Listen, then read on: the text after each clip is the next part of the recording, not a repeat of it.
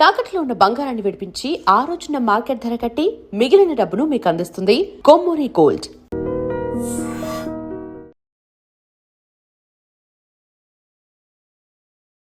నమస్తే, నేను Kavitha. Welcome to I dream news and నిజాలు. నమస్తే, నేను Kavitha. Welcome to I dream news and నిజాలు.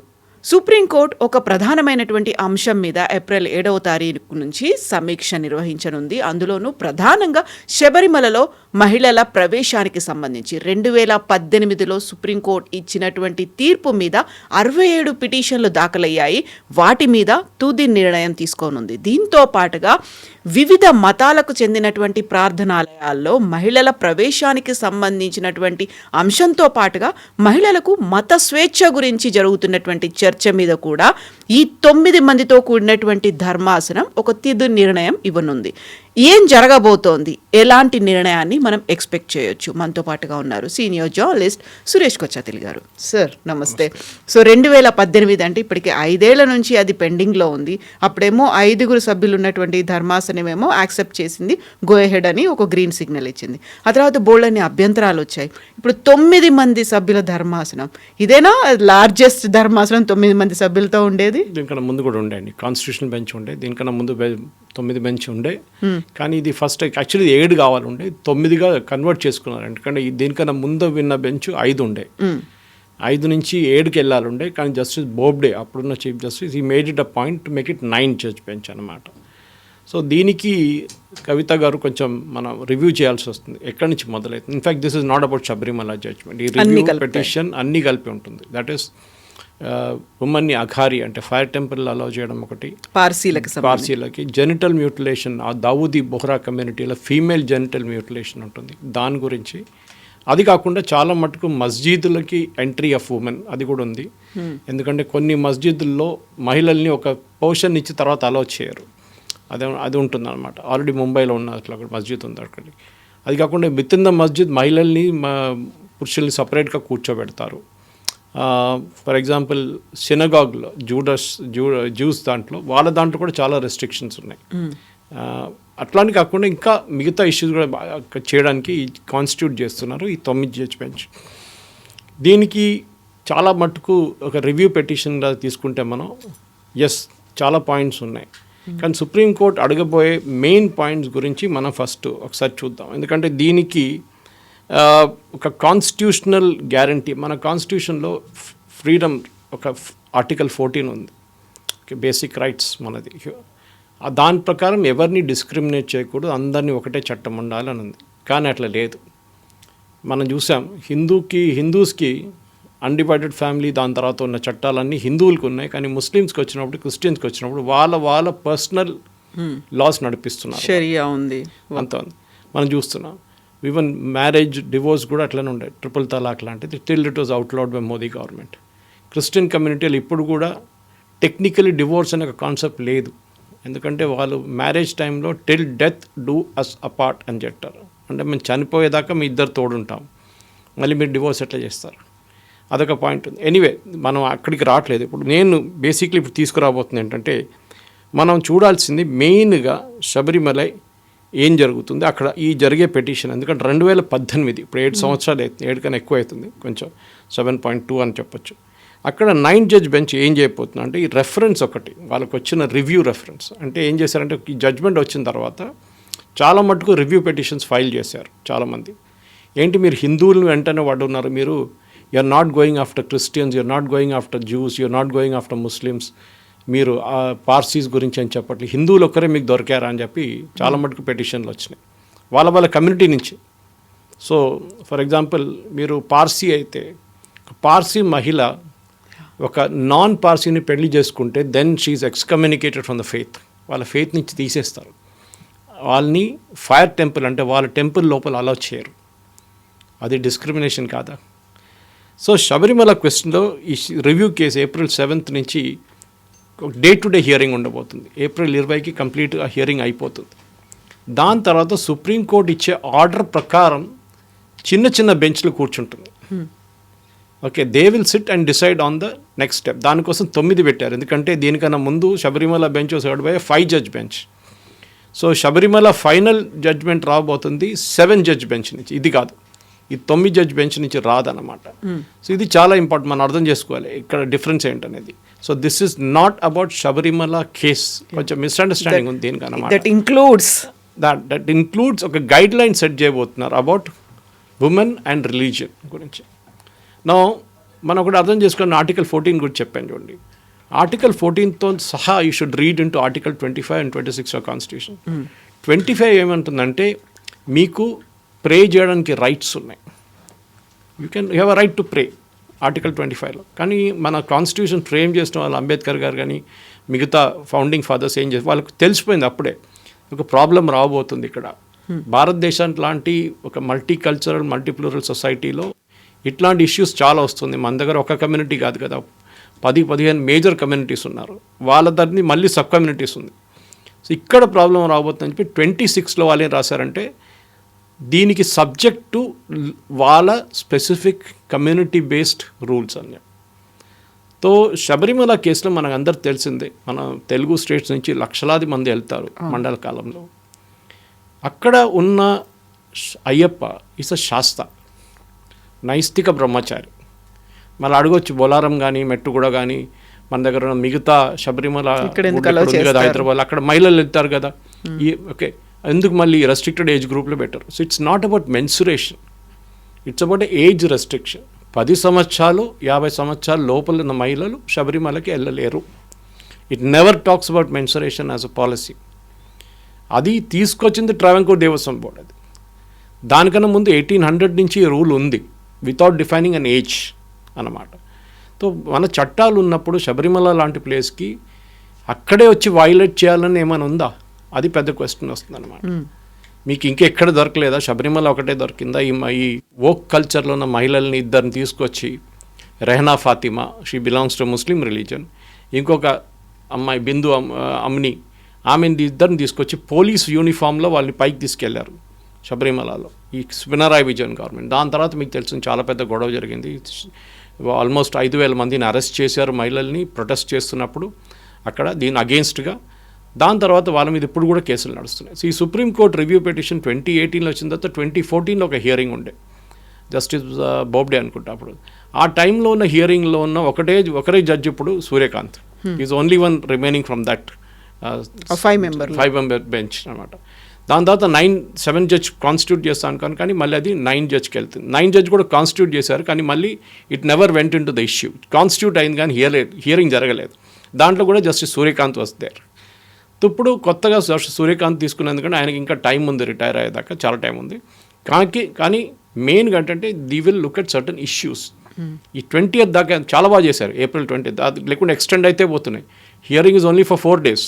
దాని తర్వాత rejoinder, argument 2 days, judgement reserved on 22nd, finished. I think ఈ స్పీడ్లో వర్క్ చేస్తే సుప్రీంకోర్టు చాలా కేసులు, ఎందుకంటే వేలాది కేసులు పడున్నాయి ఇప్పుడు కూడా, 30, 40, 50, 60 సంవత్సరాల నుంచి. అక్కడ కొన్ని కేసులు అయితే 100 సంవత్సరాలు ఉంది. రామ్ జన్మభూమి అయితే 150 సంవత్సరాల కేసు ఉండే. ఎనీవే, ఈ పాయింట్స్ ఏంటో మనం చూద్దాం కవిత గారు. Point by point will go through it as to what the supreme court ఏం చూడబోతున్నారు ఈ జడ్జ్మెంట్లో అని చెప్పి. 7 important legal question regarding religious freedoms, not about Sabarimala, and rights గురించి, రిలీజియస్ రైట్స్ అండ్ ఫ్రీడమ్ గురించి 7 ఇంపార్టెంట్ క్వశ్చన్స్ అడగబోతున్నారు. సో రివ్యూ పిటిషన్ పక్కన పెడతాం. రివ్యూ పిటిషన్లో ఆర్గ్యూ చేస్తుంది కాదు ఇక్కడ ఆర్గ్యూ చేయబోతున్నది. It is going to be broad across the board argument ఉంటుంది. దీంట్లో మెయిన్గా అంటే first is religious rights and freedom గురించి మాట్లాడబోతున్నాం. The answers will then decide the course of the case whether all women can be allowed. దాని తర్వాతనే ఈ review petition effect వస్తుంది అన్నమాట. సో ఫస్ట్ క్వశ్చన్, 7 క్వశ్చన్స్లో ఒకటి తర్వాత ఒకటి మనం చూసుకుందాం. 1, ambit and scope of religious freedom. Religious freedom అనేది ఒక ambit ఉంటుందా, స్కోప్ ఉంటుందా, లేకుంటే ఇట్స్ అన్లిమిటెడా? మత స్వేచ్ఛకు పరిధిలో ఏమైనా ఉన్నాయా లేదా? సుప్రీంకోర్టు లాంగ్వేజ్ కోడ్ చేస్తుంది, దానికోసం ఇంగ్లీష్లో చెప్పాల్సి వస్తుంది అనమాట. మీరు తెలుగులో దాన్ని ట్రాన్స్లేట్ చేసుకోవచ్చు. సో ఇది అడుగుతున్న ప్రశ్నకి, ఎందుకంటే ఒక లాకి లిమిటెడ్ లయబిలిటీ ఉంటుందా, అన్లిమిటెడ్ ఉంటుందా, ambit ఏముందా, అంతే స్కోప్ ఏముంది, ఇది ఫస్ట్ క్వశ్చన్ అనమాట.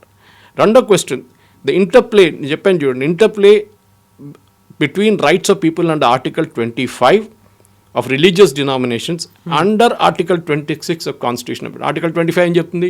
You have a right to ప్రే, మీకు ప్రార్థించడానికి మీకు రైట్ ఉంది. అది మీకు క్రిస్టియన్ ఉండొచ్చు, ముస్లిం ఉండొచ్చు, హిందూ ఉండొచ్చు, పార్సీ ఉండొచ్చు, జైన్ ఉండొచ్చు, ఎవరైనా ఉండొచ్చు. బట్ ఆర్టికల్ 26 ఏం చెప్తుంది, దానికి ఒక రిలీజియస్ కానిటేషన్ ఇచ్చి ప్రతి టెంపుల్కి వాళ్ళ రూల్స్ అండ్ రెగ్యులేషన్స్ ఉంటుంది. There are certain temples, Kamakhya మీకు తెలిసి ఉంటుంది, అక్కడ వెన్ ద గాడెస్ మెన్సురేట్స్, ఆ రోజు మెన్ అక్కడ అలౌ చేయరు, only women are allowed in to the temple. కేరళలో ట్రివాండ్రమ్ ఇట్ సెల్ఫ్ ఆటుకాల్ భగవతి అని చెప్పి it is very famous temple. వాళ్ళది ఇయర్లీ ఒక పొంగాల జరుగుతుంది, which is the Guinness book of world record. 25 లక్షల మంది మహిళలు అంటారు, 2 లక్షలు అంటారు, 10 లక్షలు అంటారు, డిఫరెంట్ టైమ్స్ డిఫరెంట్ క్రౌడ్ అనమాట. పొంగాల చేస్తారు, పొంగల్ తయారు చేస్తారు on a single day at a single location, the largest gathering of women. Men are not allowed. అప్పుడు అక్కడ కూడా డిస్క్రిమినేషన్ ఉంది కదా, రేపు ఎవరైనా మెన్ వచ్చి నన్ను కూడా ఎందుకు అలౌ చేయరు దీంట్లో అంటే then it becomes a question అన్న. సో ఇది ద బేసిక్ ఫస్ట్ 2 క్వశ్చన్లు ఇది అయిపోయింది అనమాట. సరే, 3వ క్వశ్చన్ ఏందని చూద్దాం మనం. ఎందుకంటే ఈ క్వశ్చన్స్ అని ఇష్యూ చేసిన తర్వాత ఇది ముందే చేయాలండి. యాక్చువల్లీ మనం అడగొచ్చు, ఇది ఎందుకు ముందు చేయలేదు, ముందే చేస్తుంటే బాగుంటుండే కదా అని. కానీ మనం అడగాల్సింది the third question that will come up now is very simple. ఈ ambit and scope of religious freedom, interplay between rights of people and article, whether rights of religious denomination are subject to other provisions in part 3 of the constitution. ఒక religious డినామినేషన్కి హిందువులు ఉండొచ్చు, హిందువుల sub caste ఉండొచ్చు, communities ఉండొచ్చు, Christians sub caste ఉండొచ్చు, communities ఉండొచ్చు. For example కేరళలో క్రిస్టియన్లో చాలా కమ్యూనిటీస్ ఉన్నాయి, మన దగ్గర అంత లేదు ఇక్కడ. Syrian Catholic, Latin Catholic, Protestant, Malabar orthodox Syrians, ఇట్లాంటిది అక్కడ. ఎందుకంటే కేరళలో క్రిస్టియానిటీకి ఏముంది 18th century, అక్కడ సిరియా నుంచి వచ్చింది, చాలా మటుకు బయట నుంచి వచ్చిన క్రిస్టియన్ డినామినేషన్ వాళ్ళ చర్చిలు సపరేట్గా స్టార్ట్. ఇన్ఫ్యాక్ట్ బిట్వీన్ క్రిస్టియన్స్ ఒక గొడవ ఉంది, సుప్రీంకోర్టులో పడింది ఆ కేసు. ఇప్పుడు అయిపోయింది, జడ్జ్మెంట్ ఎప్పుడో వచ్చింది. ఏంటంటే ఒక లాటిన్ చర్చ్కి ఒక ఆర్థడాక్స్ మలబార్ వాళ్ళ నడిమిట్లో గొడవ ఉంది ఒకటి. వీళ్ళు వాళ్ళ చర్చ్కి వెళ్ళరు, వీళ్ళ చర్చిలు రానియారు. వీళ్ళు వాళ్ళ చర్చ్లో సెమిట్రీలో బాడీస్ ఇంటర్న్ చేయనియరు, వీళ్ళు కూడా అంతే.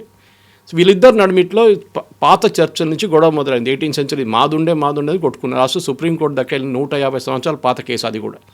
Finally Supreme Court set orthodox and Jacobite వీళ్ళిద్దరు నడిమిట్లోని కేరళ గవర్నమెంట్ దగ్గర డిసైడ్ చేయమన్నారు, మీరు ఎన్ని చర్చిలు వాళ్ళకి ఇస్తారు, వాళ్ళు ఎన్ని చర్చిలు వీళ్ళకి ఇస్తారు. కేరళ గవర్నమెంట్ వీళ్ళ దగ్గర డిసైడ్ చేయలేదు. శబరిమల కేసులో ఎంత ఈగర్నెస్ చూపించారు, ఇమ్మీడియట్ మనం ఇంప్లిమెంట్ చేయాలని చెప్పారు సుప్రీంకోర్టు జడ్జ్మెంట్. జేకబైట్ అండ్ క్రిస్టియన్స్ వాళ్ళ నడిమిట్లో జరిగిన గొడవకి జడ్జ్మెంట్ ఇస్తే ఇది చాలా రిలీజియస్ ఇష్యూ, మనం మాట్లాడి వీళ్ళతో ఒకసారి సార్ట్అవుట్ చేసిన తర్వాత చేద్దామని చెప్పి ఇదే పినరాయి గవర్నమెంట్ ఆర్గ్యూ చేశారు. సెన్సిటివ్ ఇష్యూ సెన్సిటివ్, అప్పుడు శబరిమల సెన్సిటివ్ ఇష్యూ కాదండి. ఈ శబరిమలలో మనం అర్థం చేసుకోవాల్సింది ఏంటంటే, ఒకటి the lord is a minor. రెండవది చాలామంది అంటారు Sabarimala is a private place అని. కాదు, it's a private place, public place అంటారు. It's not public place, it's a private place. Clarify చేస్తున్నాం, it is not a public place, private place Sabarimala. ఒక దేవుడికి మనం గుడికి వెళ్తున్నప్పుడు దేవుడు ఆలయం అది, about the god. It is not my house, public place కాదు. చాలామంది అంటారు public place so religious freedom అంటారు. కాదు, అది ఇట్స్ అ ప్రైవేట్ ప్లేస్. ఏ దేవుడికైనా మన గుడికి వెళ్ళినప్పుడు అది వాళ్ళ ఆలయం, అది మన ఆలయం కాదు. సో దేవుడు పెట్టిన రూల్స్ మనం పాటించాల్సి. చాలామంది అడుగుతారు దేవుడు రాసి పెట్టారా ఏమన్నా? లేదు, over a period of time it is evolved. ఇప్పుడు తిరుమలలో మీరు అడుగుతారు బ్రేక్ దర్శన్ ముందు నుంచి ఉండేనా, అది ఎట్లా వచ్చిందంటే అది ఇట్ వాజ్ ఎవాల్వ్డ్ అనమాట. ఏదో రెస్ట్రిక్షన్కి వచ్చింది, విఐపీలు అది ఇది అని చెప్పి. టికెట్లు పెట్టారా ముందు దేవుడు వెంకటేశ్వర భగవాన్ అంటే లేదు, ఆ టైంలో టికెట్ లేవు. So it is evolved. కానీ దాన్ని మీరు క్వశ్చన్ చేయవచ్చు కాబట్టి. కానీ ఇక్కడ ఏంటంటే ఒక మహిళల్ని అలో చేయలేని చెప్పట్లేదు ఇక్కడ. It is about a restricted age group. నైష్టిక బ్రహ్మచారిగా ఉన్నప్పుడు ఒక మహిళ వస్తే ఆ ఏజ్ గ్రూపులో లార్డ్ మైట్ గెట్ డిస్టర్బ్డ్.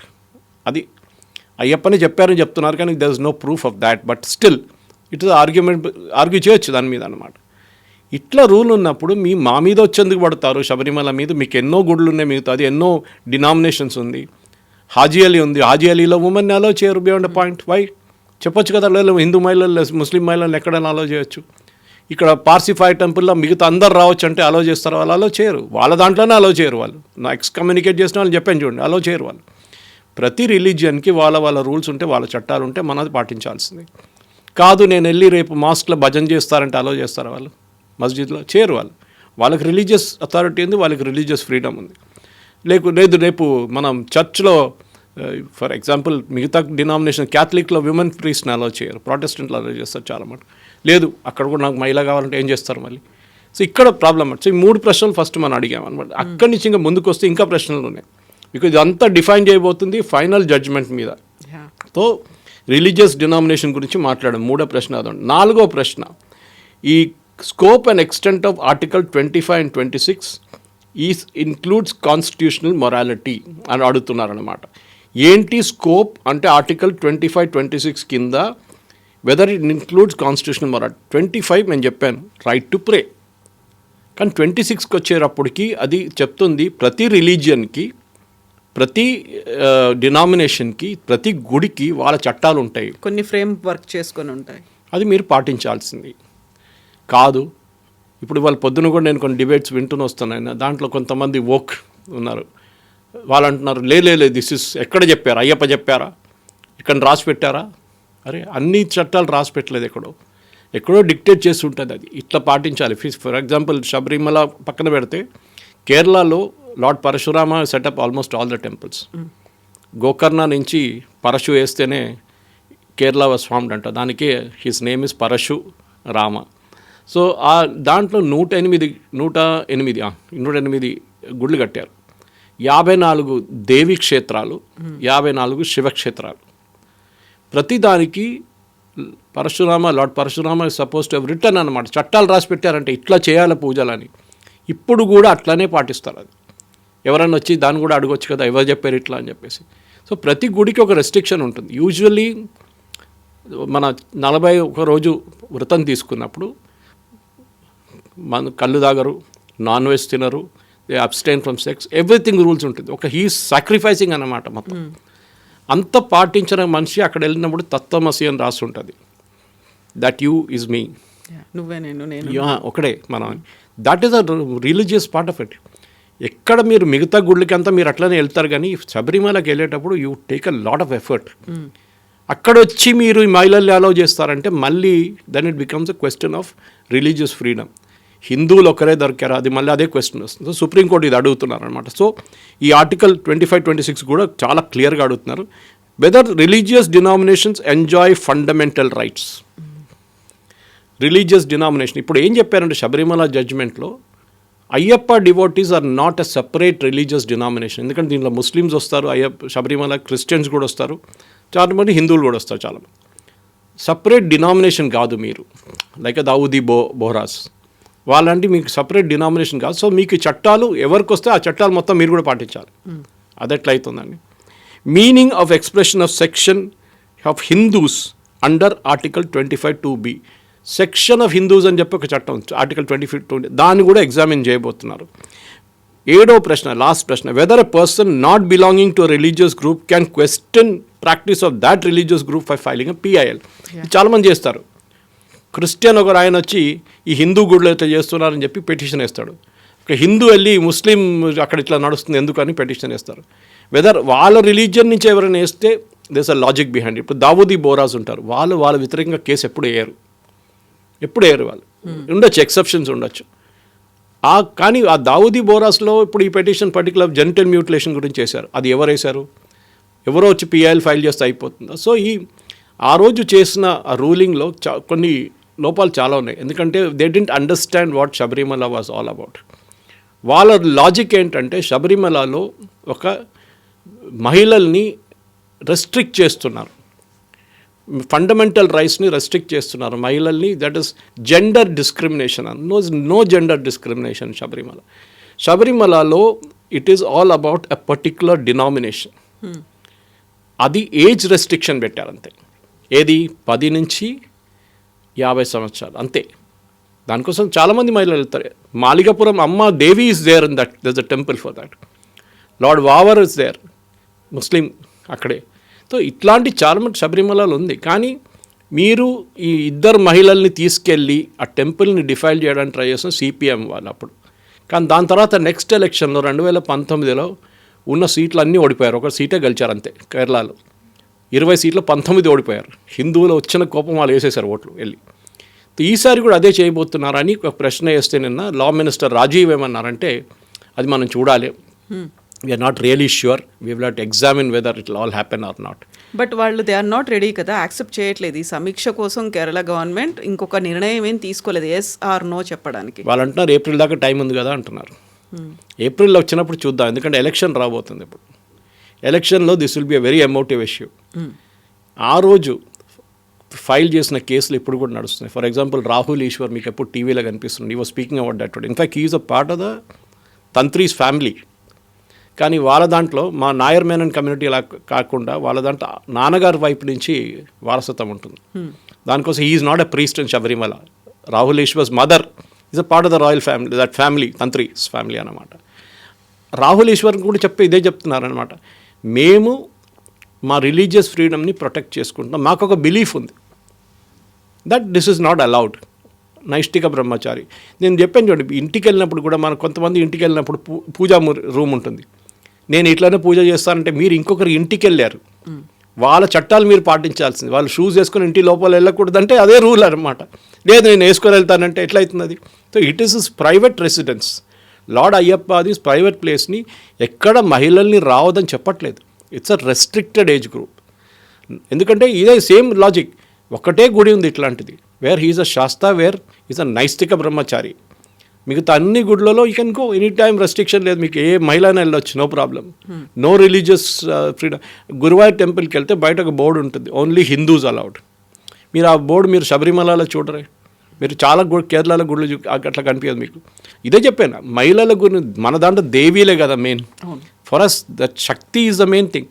అట్లాంటి దానికి ఈ వోక్ కల్చర్లో ఉన్న కొంత మహిళలు వచ్చి లేదు ఇది మా రిలీజియస్, ఇది మా బిలీఫ్స్ని మీరు ఆపుతున్నారు, ఏ మహిళ అయినా వెళ్ళొచ్చు, జెండర్ డిస్క్రిమినేషన్ జరుగుతుంది. అరే జెండర్ డిస్క్రిమినేషన్ ముస్లిమ్స్లో ఉందే, అక్కడ వెళ్ళి అడగొచ్చు కదా. జెండర్ డిస్క్రిమినేషన్ క్రిస్టియన్స్లో ఉందే, అక్కడ వెళ్ళి అడగొచ్చు కదా. బ్యాప్టిజం కాకుండా మంచి హోలీ కమ్యూనియన్ ఇవ్వరు. ఆలోచించండి, బ్యాప్టిజం చేయని క్రిస్టియన్ ఫ్యామిలీలో వాళ్ళని హోలీ కమ్యూనియన్ ఇవ్వరు. మీరు అది క్వశ్చన్ చేయొచ్చు కదా, అది ఎట్లా అవుతుంది? whether that is an essential religious practice. This question was the most important thing. Is it an essential religious practice? Sabarimala కేసులో. సో దాన్ని సుప్రీంకోర్టు అప్పుడు ఇచ్చిన 2018 ఇచ్చిన judgement was totally wrong. In fact ఆ జడ్జ్మెంట్లో 4:1 జడ్జ్మెంట్లో డిసెంటింగ్ జడ్జ్మెంట్ ఇచ్చింది ఒక మహిళ, జస్టిస్ ఇందు మల్హోత్రా. అండ్ ఆమె చాలా బాగా రాసింది judgement. She understood from a women's perspective. ఒక మహిళ వైపు నుంచి ఉన్న ఎందుకు జరుగుతుంది శబరిమల అట్లా ఆమెకు అర్థమైంది, కానీ అక్కడ ఉన్న మిగతా 4 మేల్ జడ్జెస్కి అర్థం కాలేదు. ఆమె డిసెంటింగ్ జడ్జ్మెంట్ రాసింది 4:1లో. She was the dissenting judge. ఆ జడ్జ్మెంట్ చదవాల్సింది మీరు. Very pointed she wrote. ఎందుకు రిలీజియస్ ప్రాక్టీస్ అనేది అక్కడ మహిళల్ని అలో చేయాలి కాదు, it is a part of the temple rules and customs. అట్లా ఉంది, మనం దాన్ని పాటించాలి. దాని ఏలే లోకం మారిపోయింది, మనం 21st centuryకి వచ్చేసాం. So what? 25th century మీరు మొత్తం రిలీజియస్ అంతా మార్చేస్తారా? రేపటి నుంచి కొబ్బరికాయ కొట్టద్దు అంటారు, అవునా? పెడతారా? ఎవరైనా రూల్ పెడతారు అట్లా ఎక్కడైనా? No, it is not possible. చట్టాలు ఉన్నాయి, మీకు నచ్చకపోతే మీరు వెళ్ళొద్దు అంతే. అక్కడికి మిమ్మల్ని ఎవరు పిలుచుకెళ్ళారు? ఎవరిని బొట్టుపెట్టి తీసుకెళ్లారు? మిమ్మల్ని తీసుకెళ్ళలేదు కదా. You don't come, that's all. This is the major problem అన్నమాట. సో 2018లో ఈ నిర్ణయం అనేది వచ్చింది, సుప్రీంకోర్టు ఒక తీర్పునిచ్చింది 4:1 అది మహిళల్ని అనుమతించింది అందులోకి వెళ్ళమని. బట్ పెద్ద ఎత్తున ప్రొటెస్ట్ అనేది, కొంతమంది అయితే దాన్ని వెల్కమ్ చేశారు, కొంతమంది అయితే వీఆర్ రెడీ టు అనేది మేము టికెట్లు కూడా బుక్ చేసుకున్నామని చెప్పిన వాళ్ళు ఉన్నారు. బట్ అంత పెద్ద ఎత్తున ప్రొటెస్ట్ వచ్చిన తర్వాత మళ్ళీ అది ఆగడానికి ఇంతకాలం ఎందుకు తీసుకుని 2019లో మళ్ళీ ఒక కమిటీని ఫామ్ చేశారు, అది కూడా అలాగే ప్రొలాంగ్ అయిపోయింది, ఇంత గ్యాప్ వచ్చింది, మళ్ళీ ఇప్పుడు రాబోతోంది అనుకుంటే తుది నిర్ణయం అనేది 15 రోజుల్లో తీసుకుంటారంటారా? తీసుకోవాల్సిందే. That is how judiciary should work. 2018 ఇచ్చిన తర్వాత 2019 నెక్స్ట్ బెంచ్ కాన్స్టిట్యూట్ చేసింది, మళ్ళీ 2020లో కాన్స్టిట్యూషన్. ఎందుకు ముందుకెళ్ళలేదు అది?